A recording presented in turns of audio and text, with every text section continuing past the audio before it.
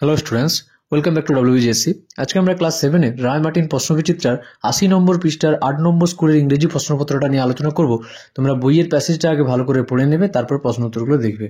প্রথম question true false question দিয়েছে। He wants Maria to hold him the light.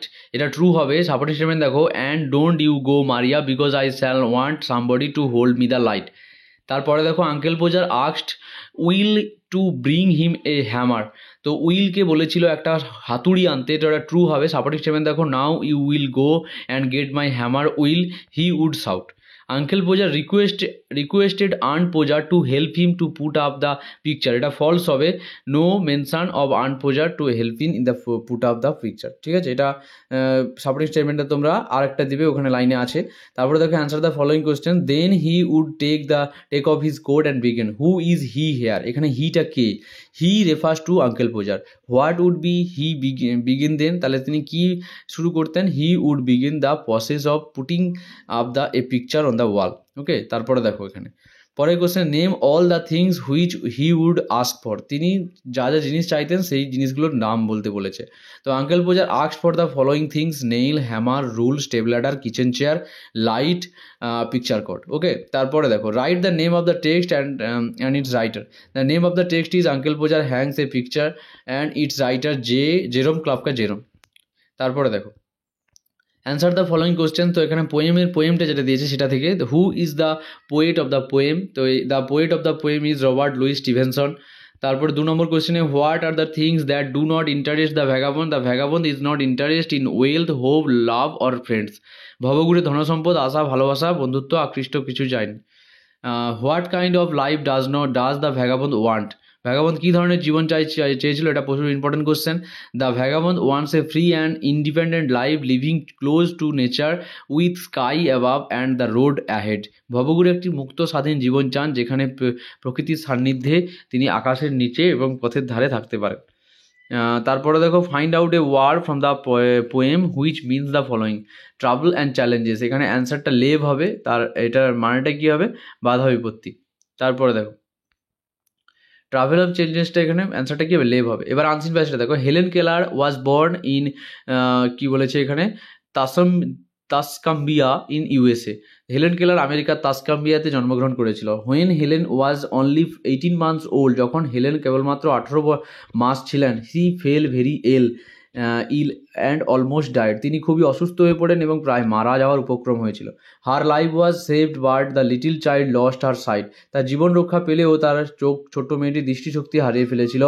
And hearing for the rest of life, long life. এবং বাকি জীবনে তিনি শ্রবণ শক্তিও হারিয়ে ফেলেছিলেন। সি নাইদার স, তিনি দেখতে পেয়েছিলেন না, এবং হেয়ার হার্ড এনিথিং, এবং কোনো কিছু শুনতেও পারেননি। The little girl was imprisoned in a dark silent world. ছোট্ট মেয়েটি একটি অন্ধকার এবং নিঃশব্দ জগতে বন্দী হয়ে গেল। She could only hold on to her mother's skirt and make signs to show what she wanted. সে শুধুমাত্র তার মায়ের কাপড় ধরে থাকতে পারতো, অ্যান্ড ইশারার মাধ্যমে বোঝানোর চেষ্টা করতো সে কী চায়। সি নিউ দ্যাট, সে জানতো যে আদার চিলড্রেন, অন্যান্য শিশুরা কুড স্পিক, কথা বলতে পারে, বাট সি কুড নট, সে পারে না। She had to learn everything by feeling and touching. তাকে সব কিছু স্পর্শ করতে ও অনুভব করার মাধ্যমে শিখতে হতো। দেয়ার ওয়াজ নান টু হেল্প হার, তাকে সাহায্য করার কেউ ছিল না।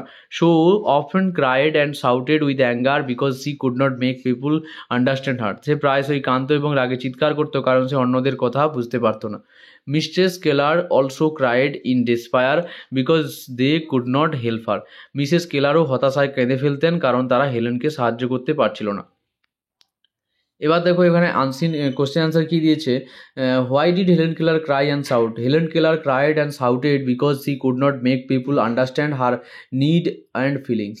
হেলেন কেলার কাঁদতেন, চিৎকার করতেন, কারণ তিনি তার চাহিদা এবং অনুভূতিকে মানুষকে বোঝাতে পারতেন না। How could she learn the things? সে কীভাবে জিনিস শিখতে পারতো? She learn things by feeling and touching object around her. তিনি বস্তু স্পর্শ অনুভব করার মাধ্যমে জিনিস শিখতেন। তারপরে দেখো এখানে কজ ইফেক্ট দিয়েছে। কজটা কী দিয়েছে দেখো, হেলেন ফিল ভেরি ইল এখানে কি হবে যে হেলেন ফেল ভেরি এল, এটার ফলে কি she lost her sight and hearing. তারপরে দেখো এখানে কজ দিয়েছিল কি যে Helen suffering from and inability to communicate, সে কমিউনিকেট করতে পারছিল না এবং সে কি শোনায় ভুগছিল। তো এটার ফলে কি মিসেস কেলার ক্রাইড ইন ডেসপায়ার, যার ফলে মিসেস কেলার হতাশায় কেঁদে ফেলতেন। তারপরে দেখো এখানে গ্রামার ভোকাবুলারি কি বলেছিল, এখানে বলেছে দেখো প্রপার ডিগ্রি দিতে বলেছে। তো গঙ্গা ইজ দ্য লার্জেস্ট হবে, দার্জিলিং ইজ কুলার হবে, দেন আছে যেহেতু, আর ইট ইজ দ্য হাইয়েস্ট হবে। এবার দেখো প্রেফিক্স সাফিক্সে কি আছে, পসিবল থেকে ইম্পসিবল, সাফিসিয়েন্ট থেকে ইনসাফিসিয়েন্ট, ইমিডিয়েটলি থেকে ইমিডিয়েটলি, ঠিক আছে। তারপরে দেখো এখানে আন্ডারলাইন দ্য পার্টিসিপল অ্যাডজেক্টিভ। তো পার্টিসিপলটা কী হবে, দেখো এখানে প্রথমে লোডেড ট্রাক ছিল, লোডেডটা এখানে পার্টিসিপল অ্যাডজেক্টিভ হবে। তারপরে দেখো কি এক্সাইটিং গেম, এক্সাইটিংটা এখানে পার্টিসিপল অ্যাডজেক্টিভ হবে।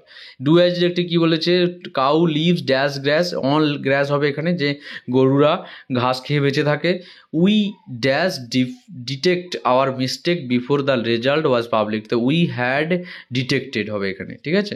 তারপরে দেখো citizen obey the law, put a modal verb, citizen must obey the law. Rewrite the statement as a question, Shah Jahan build the Taj Mahal, who build the Taj Mahal, okay.